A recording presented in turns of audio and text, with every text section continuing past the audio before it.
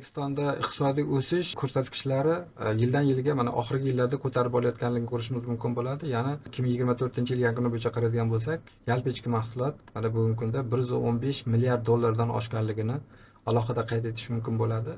E'tibor qiladigan bo'lsak, bugungi kunda mana shu iqtisodiy o'sish orqali mana aholini daromadlarni oshirish hisobiga mana kambag'allik darajasi 11% dan 8.9% ga tushganligini ko'rishimiz mumkin bo'ladi. Jahon bankining 2024-yil ma'lumotiga ko'ra, O'zbekiston Yevropa va Markaziy Osiyoda iqtisodiyoti tez o'sayotgan 3 ta davlat qatoridan joy olganligini e'tirof etganligini ham alohida qayd etish kerak.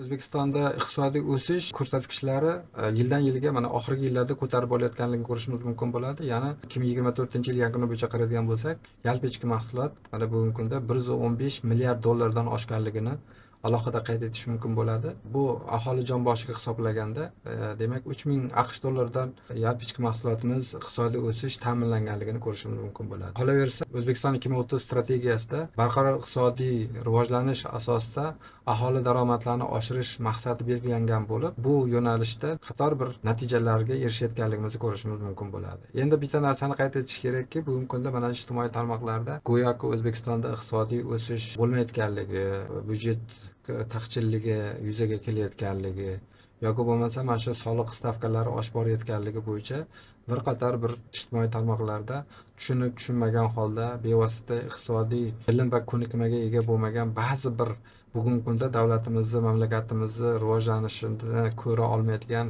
qo'shnilar ichidagi ba'zi bir vatandoshlarning fikrlari ko'zga tashlanmoqda. Endi bitta narsani bir qayd etish kerakki, bugungi kunda O'zbekistonni mana shu oxirgi yillardagi iqtisodiy islohotlarda amalga oshirilayotgan bir yo'nalishlarni keltirishimiz mumkin bo'ladi. Mana bugungi kunda mana shu iqtisodiyotga investitsiyalarni jalb qilish masalalariga alohida e'tibor qaratilayotganligi, mana Toshkent investitsiya forumi har yil o'tkazilishi, yo bo'lmasam davlatimiz rahbarining tashriflari doirasida xorijiy davlatlar bilan investitsion kengashlarini tashkil etish bo'yicha fikrlar ilgari surilayotganligi asos sifatida keltirishimiz mumkin bo'ladi. Keyin yana bitta narsani bu yerda bir alohida e'tirof etish kerakki, mana bu oxirgi yillarda mana shu yoshlarimiz uchun keng imkoniyatlar yaratilayotganligi, oliy ta'limni qamrov ko'rsatkichlarini oshirayotganligi, yo bo'lmasa mana shu yuqorida o'tganimizdek ish o'rinlarini tashkil etish bo'yicha maqsadli zaruriy choralar ko'rilayotganligi hisobiga mana oxirgi yillarda migratsiya, ya'ni tashqi migratsiyasi, ya'ni xorijiy davlatlarga borib ishlash uchun ketish holatlari keskin yildan yilga kamayayotganligini ko'rishimiz mumkin bo'ladi. E'tibor qiladigan bo'lsak, bugungi kunda mana shu iqtisodiy o'sish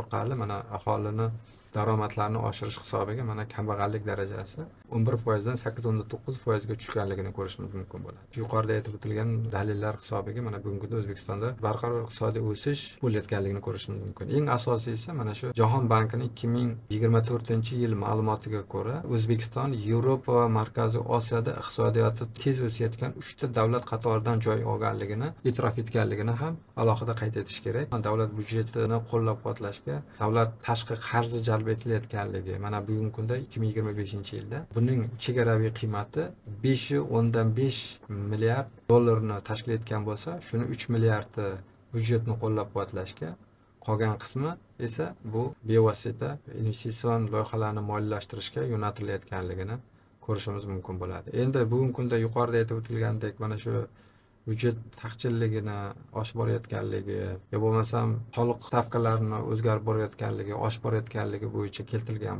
vajlar hammasi o'zini tasdig'iga ega emas. Va albatta biz bu bo'yicha fikr bildiruvchilarga bir tavsiya sifatida aytardikki, ijtimoiy tarmoqlarda chiqish qilishdan oldin bevosita mana bugungi kundagi rasmiy ma'lumotlar asosida bir tahlillarni keltirgan holda, asoslarni keltirgan holda agar fikrlar bildirilsa, ana unda asosga ega bo'ladi. Shuning uchun yuqoridagi aytilgan barcha fikrlarga asoslanib ijtimoiy tarmoqlarda keltirilgan vajlar hammasi noto'g'ri ekanligini hech qanday bir mubolag'asiz aytishimiz mumkin bo'ladi.